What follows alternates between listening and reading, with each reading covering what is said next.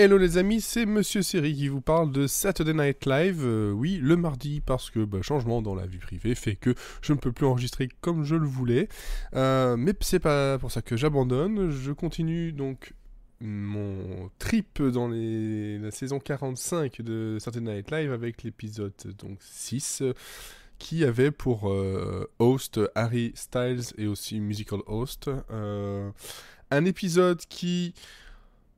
S'il n'est pas mauvais, on en a connu des bien meilleurs. On va dire qu'il était juste bon, mais surtout il était constant. Voilà, il n'y avait pas d'envolée, il n'y avait pas vraiment de catastrophe, si ce n'est peut-être un sketch. Mais voilà, on n'est pas dans quelque chose d'absolument mémorable. Alors, au niveau du programme, qu'est-ce qu'on a eu? Donc, on a eu le Cold Open qui se moquait du impeachment hearing voilà, parce que les gens ont trouvé que c'était pas assez, ça manquait de pizzazz, hein, ça manquait de folie, de côté un peu spectaculaire. Donc, ils se sont dit, ok, d'accord, on va faire un hearing qui en fait parodie Days of Our Lives, donc ça s'appelle Days of Our Impeachment. Sketch un peu long mais relativement drôle avec un John Hamm en guest bien bien sympathique.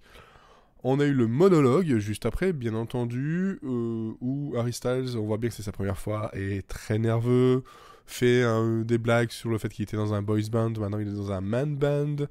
Il tease un peu comme si les d'autres membres de One Direction pouvaient être là, mais en fait non, il se passe jamais rien, mais ça tombe un peu à plat. Il finit par se dire voilà, je suis un grand musicien et un grand chanteur, donc je peux continuer à discuter en faisant du piano. Et là, on joue sur le côté. Est-ce que c'est lui qui joue? Non, c'est pas lui qui joue. C'est un monologue qui était un peu chancelant, mais pas mauvais. Et on a eu ensuite droit à Joan Song. Alors, Joan Song, c'est un sketch avec Eddie Bryant qui joue une fille célibataire qui raconte son amour pour son chien qui pendant un moment devient un homme, et cet homme c'est Harry Styles. C'est tout ça en musique et de façon très gênante mais très drôle, hein. Eddie Bryant, j'aime beaucoup ce qu'elle fait. Qu'est-ce qu'on a eu d'autre après? On a eu Lunch Run. Lunch Run, ça c'est peut-être celui qui était un des moins bons. Enfin, il était un peu trop long par rapport à ce qu'il proposait. Où en gros, un employé propose d'aller chercher des sandwichs au poulet chez Popeyes dans un quartier qui, apparemment, on essaie de le comprendre, il est très très très afro-américain et où c'est dangereux pour les blancs d'y aller pour avoir un final qui tombe à moitié à plat à cause de la longueur du sketch, qui nous présente un The White Get Out sur Disney Plus par Jordan Peele. Donc ça aurait pu être très drôle, mais voilà, il manquait un peu d'énergie ou de connivence. Peut-être aussi le fait que c'est la première fois pour Harry Styles d'être dans le SNL de cette façon. Ensuite, voilà, il y a eu les interludes musicaux de Harry Styles. Bon voilà, on n'aime pas. C'est selon, c'était sympathique sans plus. Par contre, dans les meilleurs sketchs, on a eu Funeral DJs avec une parodie de LMFAO où une grand-mère meurt et soi-disant, elle a demandé à ce que ses meilleurs potes DJ viennent célébrer tout ça, et on tourne sur de la musique techno, super ambiance, alors que les gens sont un peu gênés, ils se disent mais non, c'est quand même un enterrement, c'est quand même triste.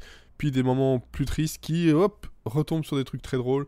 C'est super rythmé, c'est vraiment, vraiment, vraiment drôle. La parodie de LMFAO est vraiment comment dire, succulente, avec avec Styles qui joue aussi dedans.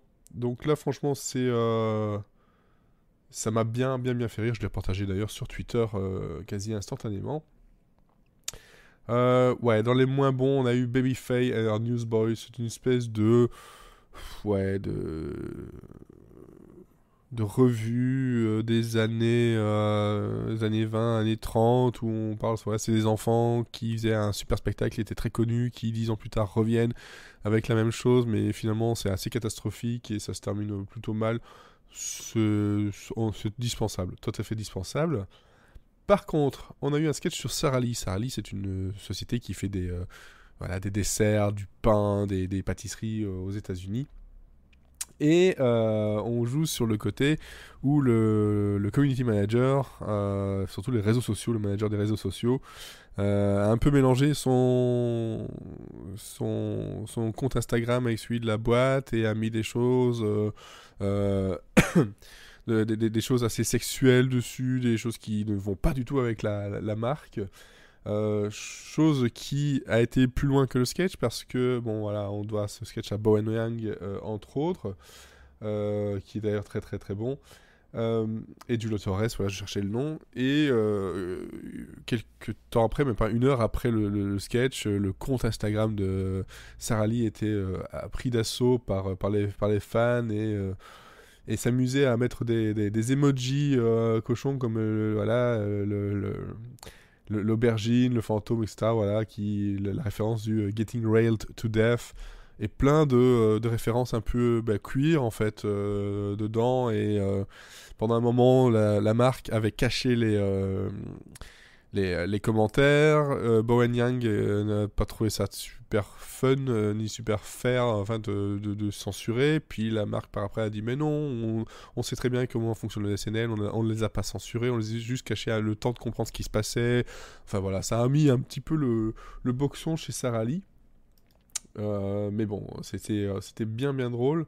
Un sketch qui était de toute façon vraiment, vraiment, vraiment drôle. Le Weekend Update, avec une mention honorable pour Scooter Reynolds, parce que c'est Kyle Mooney. Kyle Mooney, c'est un de mes préférés, qui nous joue un patron d'une grosse société de produits laitiers qui voit son métier se casser la figure à cause des laits, les alternatives au lait. Et il devient complètement fou.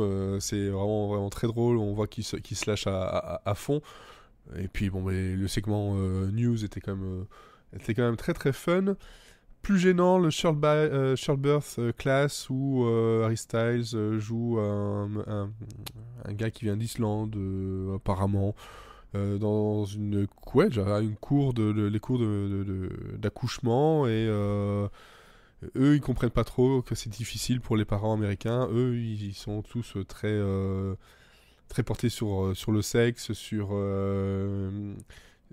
le fait que tout va bien. Eux, ils sont venus aux États-Unis grâce au lip syncing visa, et grâce à Instagram, ils ont appris l'anglais. Enfin voilà, c'était assez fun. Airline Pilots, c'est convenu. Hein, voilà, deux pilotes dont les commandes vocales ne peuvent pas se couper, donc tout ce qu'ils disent, même les pires choses, sont entendues par les passagers. Ça monte en puissance et c'est plutôt bien fait. Et donc, That's the Game, comme je disais, désolé, j'ai un peu bafouillé, mais on retrouve Chris Redd et Kenan Thompson, entre autres, qui sont là, voilà, en train de savoir qui peut devenir le roi du gang de dealers de drogue qui y sont, et en gros, on remarque que lui, il pense pouvoir renverser le pouvoir, mais il y connaît absolument rien, et c'est de pire en pire. C'est vraiment très, très drôle, très bien mené, encore une fois, et non, ça fait partie des digital shorts que j'aime bien. Il y a un petit côté Key and Peele dans la mouvance, c'était assez sympathique. Et qu'est-ce qu'il y avait aussi? Oui, le Cut for Time, hein, n'oubliez pas, il y a souvent un ou deux. Le Cut for Time, ça s'appelle Jason, c'est une chanson avec Kyle Mooney dans son plus beau atour des années 80, du rap des années 80, avec son petit frère qui est joué donc par Harry Styles, et qui raconte justement comment c'est difficile pour un grand frère d'avoir un petit frère aussi populaire, et qui préfère avoir un autre frère qui n'existe même pas.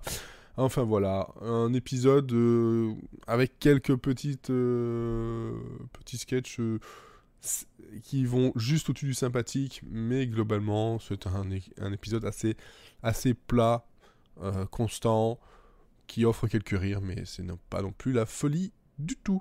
Je vous donne rendez-vous la prochaine fois, je pense que c'est la semaine prochaine, pour l'épisode 7. Normalement, ce sera à partir de maintenant, le mardi, sauf si j'arrive à enregistrer dès le dimanche soir. À bientôt!